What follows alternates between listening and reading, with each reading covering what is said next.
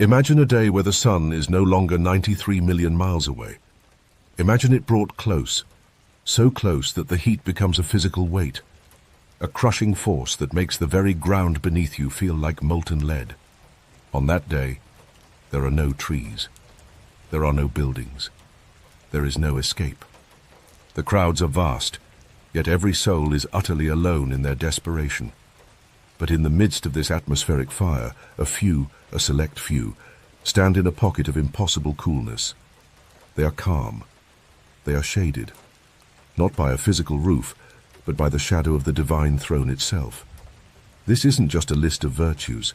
It is a tactical manual for survival in the ultimate extreme environment.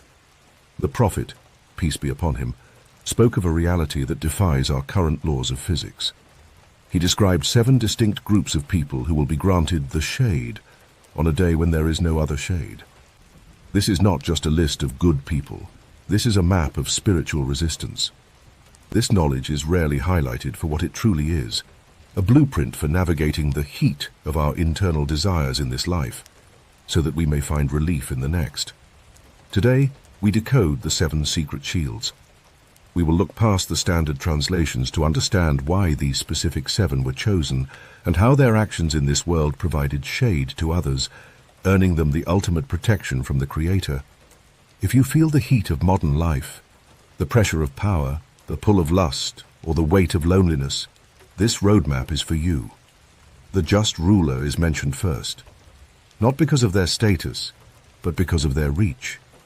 We often think of power as a luxury, but in reality, it is the ultimate trial of the ego.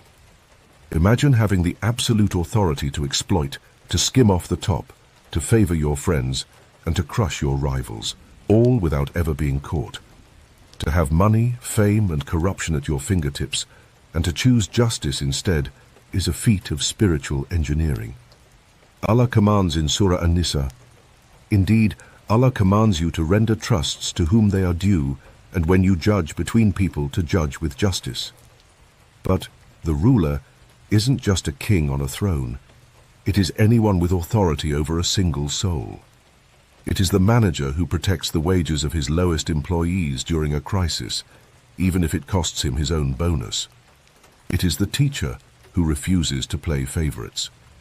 It is the father who maintains a perfect balance between his children, even when his own heart leans toward one more than the others.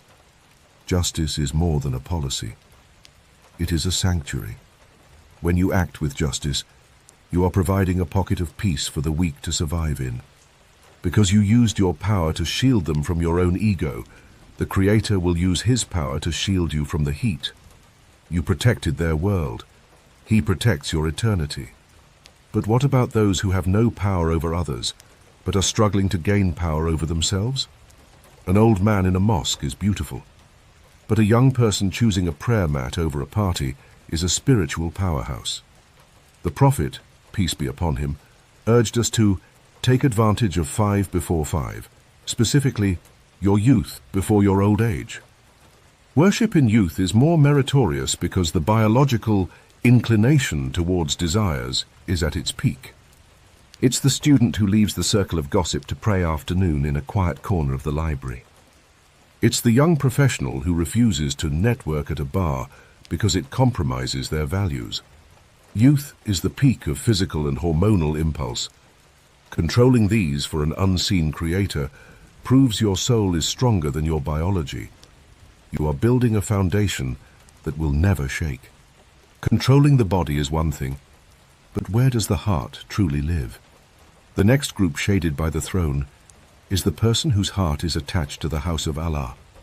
This isn't about someone who physically never leaves the building. It's about the person who feels homesick for the sanctuary the moment they step into the noise of the world.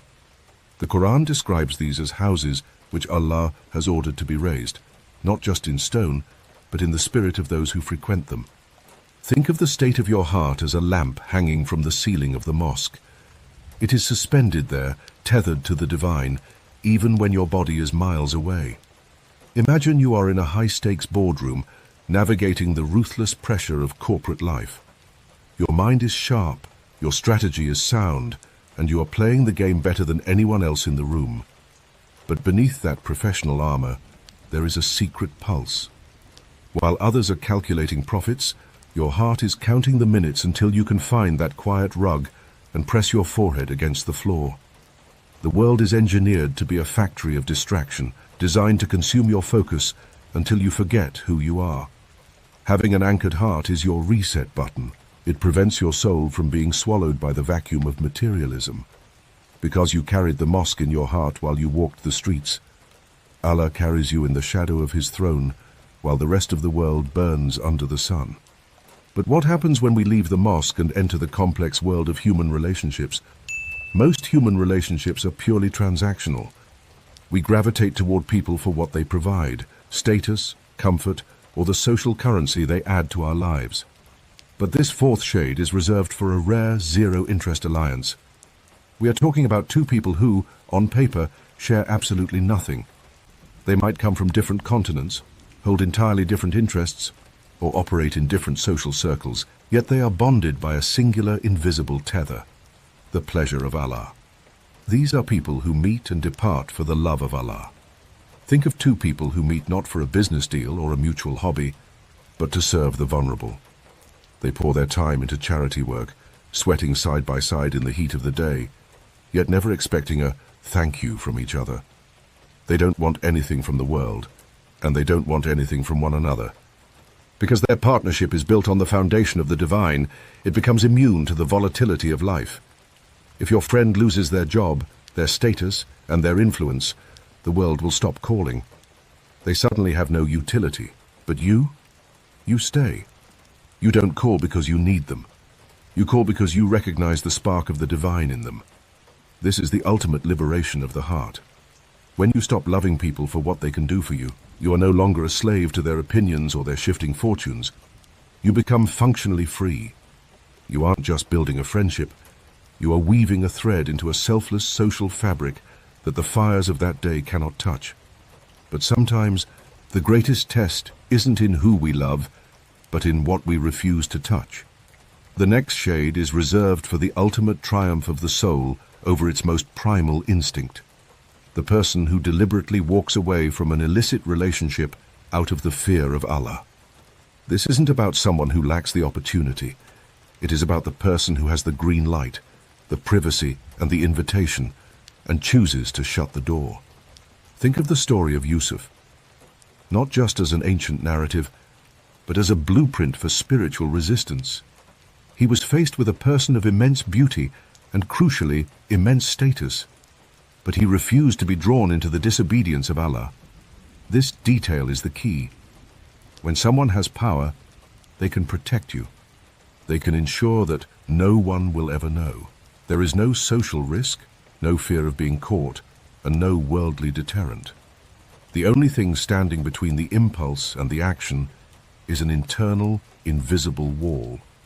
In our modern world, this is the DM that goes unanswered.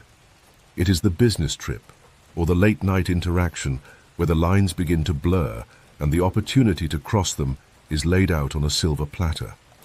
At that moment, your heart is a battlefield. To look at the temptation and say, "I fear Allah," is to prove that the unseen world is more real to you than the person standing in front of you. You are operating on a higher frequency of consciousness, convinced that every heartbeat is recorded and every secret will be brought into the light of the day of judgment. You have conquered the heat of your own desire in the shadows of this world, and as a result, you are granted the coolness of the shadow in the next. You aren't just controlled, you are spiritually elite. But what about the heat of the ego, the desire to be seen as a good person? This shade is reserved for the master of hidden charity. This isn't just about the act of giving, it is about the person so discreet that their left hand doesn't know what their right hand gave. This is a classic metaphor for absolute unfiltered sincerity. We know that charity purifies your wealth. It cleanses your income from the impurities of greed. But giving in total secrecy does something even more profound. It purifies the heart. When you give in public, charity often feeds the ego just as much as it feeds the poor. But secret charity starves the ego. It is a radical act of rebellion against the human need for likes, thanks, or validation. Think of the person who sets up an anonymous monthly transfer to a family on the brink of collapse, or someone who pays for the groceries of the stranger in front of them and walks away before a word of gratitude can be spoken. They aren't looking for a return on their social investment. They are looking for the pleasure of Allah. By ensuring that no human eyes witness the deed, they ensure that the act is 100% for the divine. They are building a private, unbreakable bond between themselves and the Creator. They prove that they don't need the world to know their goodness. They only need their master to know their heart. There is one final group, and it is perhaps the most intimate of all. The last shade is reserved for the person who remembers Allah in absolute unbroken solitude. Public displays of devotion can easily become performative, a way to wear your spirituality like an accessory in front of a crowd. But tears shed in the dark, those are the proof of presence. This is not about the collective weeping in a mosque during a heartfelt sermon. This is about the moment you are stripped of your social mask, alone in your bedroom, with no one to impress and no applause to seek. It is 3 a.m. The house is silent.